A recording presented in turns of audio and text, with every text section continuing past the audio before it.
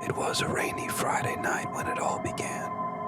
The kind of night where the city streets glistened under dim street lights, and the only sounds were the occasional splash of tires on wet asphalt. I had just left a friend's party downtown, the warmth of laughter and music still clinging to my senses. But now, standing under a flickering street lamp with rain soaking through my coat, I only wanted one thing: to get home. Pulling out my phone, I saw that ride-hailing apps were surging. Typical. I groaned and decided to flag down a taxi the old-fashioned way. It wasn't long before a yellow cab emerged from the darkness, its headlights slicing through the misty rain. I waved frantically, and it skidded to a stop beside me. The driver was a man in his 50s, with graying hair slicked back and a face etched with years of long nights on the road. He didn't say much, just nodded as I slid into the back seat. "Where to?" he asked in a gravelly voice. I gave him my address, a cozy apartment complex about 20 minutes away, and we were off. The city blurred past, neon signs shimmering through rain-speckled windows. For the first few minutes, the ride was uneventful, just the hum of the engine and the occasional swish of the windshield wipers. Then things started to get strange. At first, it was subtle, the way the driver kept glancing at me in the rearview mirror. I told myself I was being paranoid, brushing it off as typical late-night jitters.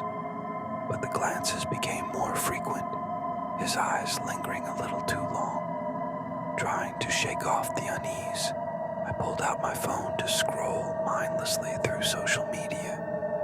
That's when I noticed something odd.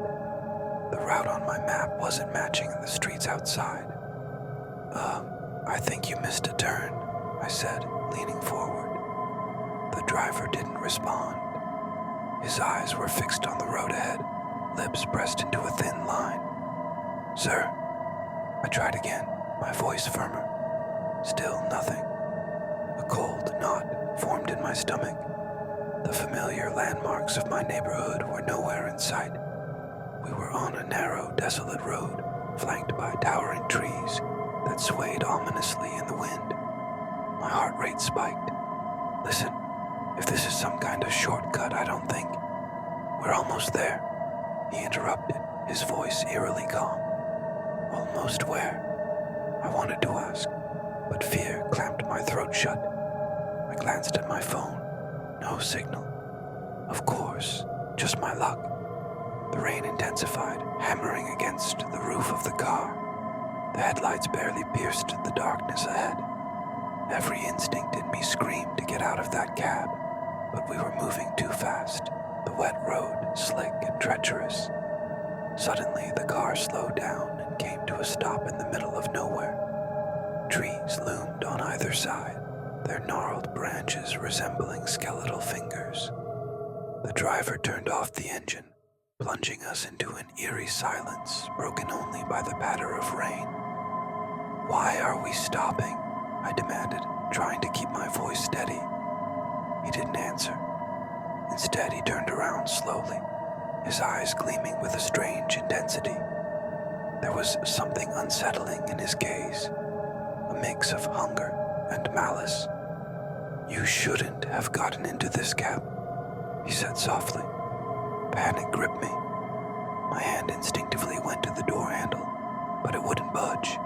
Child locks. My pulse thundered in my ears as I frantically tried the other door. No luck. The driver let out a low chuckle. "No one's coming for you out here."